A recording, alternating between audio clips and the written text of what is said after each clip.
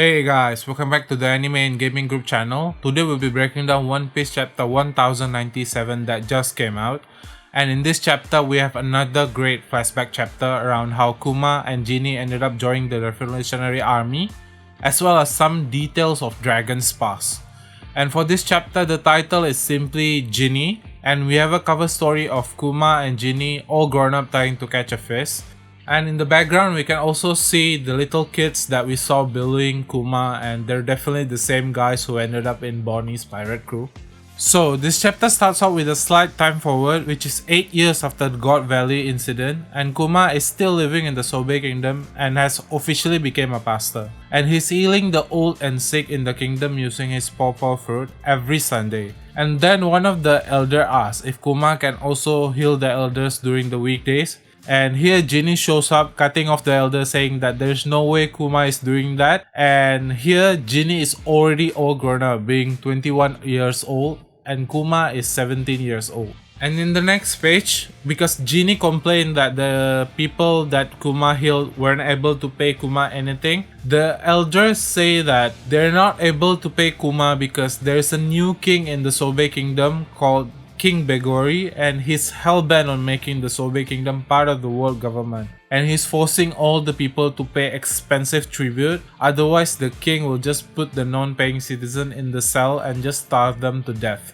And it turns out, the king that they're talking about is listening from a wiretap, and for some reason he's happy hearing what the elder said. We then see Kuma say that he can alleviate any mild sickness or any pain, and welcomes the elder to come back every week. And in the next panel, we see the reason why Genie is upset that Kuma is healing the elders. Because we all see the accumulated pain he took away, and the size of it is almost close to the size of Luffy pain that Kuma took away during Thriller Bark. And then we see Kuma takes all of the pain himself, the same way Zoro did. And later we see Genie treating Kuma, and Genie says that Kuma can't keep doing this every week. And Kuma answered that he can't let anyone suffer, and if all the pain that he accumulated was just left attended, it will just come back to the person it was taken away from. This also explains why Kuma made Zoro take Luffy pain. One, because it can't just be left out, because it will just come back to Luffy, and it probably hurts more than it originally was. And second, based on Kuma's conversation with Zoro, he wanted to see if Zoro is the kind of person who would bear the pain of his crew, even if it means that he has to be the one to bear it. We then move forward a few years again, and Kuma is 22 years old, while Genie is 26 years old.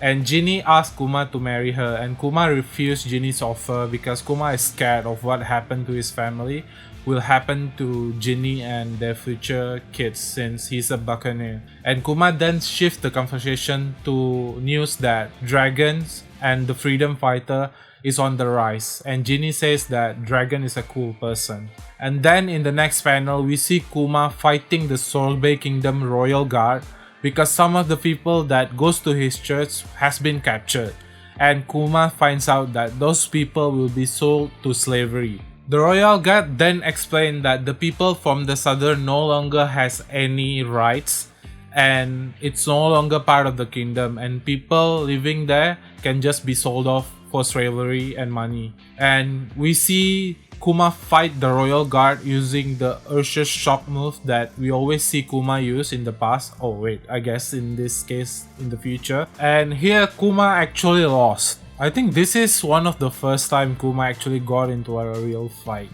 And because of it, we can see that Kuma got locked in a jail, and we can see Genie and the other two guys that will be in the Bonnie crew is also in the cell because they also tried to fight the Royal Guard to free Kuma. We then see Kuma upset because the country is becoming a cesspool of bigotry, and Genie mentions that the world government is probably behind this.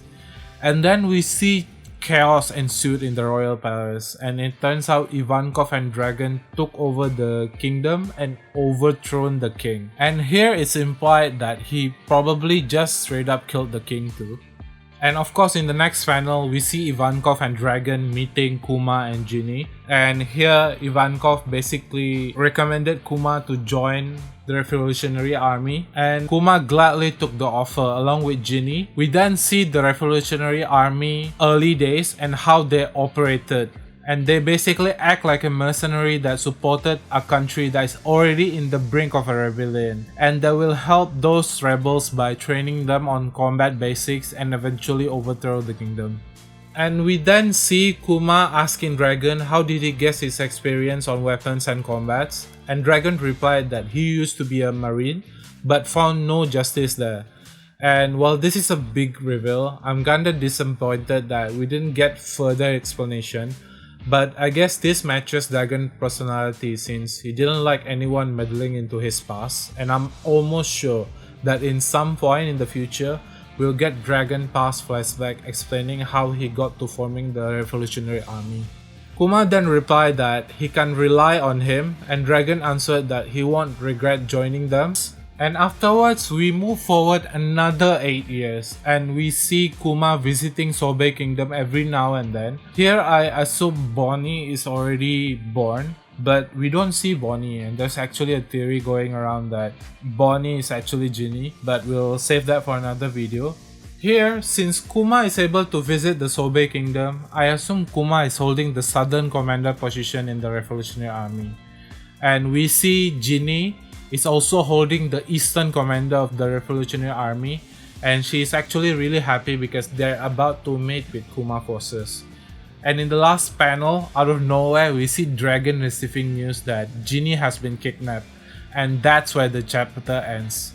Good news, there is no break next week, and I assume next week we'll be continuing with the flashback, and I'm still don't get like how did Kuma get the Tyrant title, because here he pretty much has been a kind person. And whenever we get to Egghead, I'm pretty sure Kuma is going to show up in Egghead, because there is no way we get this much of a flashback chapter of Kuma without him being relevant at all in the current timeline of the main story. And there's also the issue with the timeline moving this much forward, but we don't see Bonnie at all. And because we haven't seen Ginny in the current timeline, people are speculating that Ginny could actually be Bonnie and that she just lost her memory, or maybe Kuma took it away. But we'll see in the next chapter if that's true or not. That being said, I hope you guys enjoyed the video. Please drop a like if you enjoyed the video and subscribe to help me make more of these videos, as I'm trying to reach 1,000 subs as soon as possible. And even a like would mean a lot because that would help push the video in the YouTube algorithm.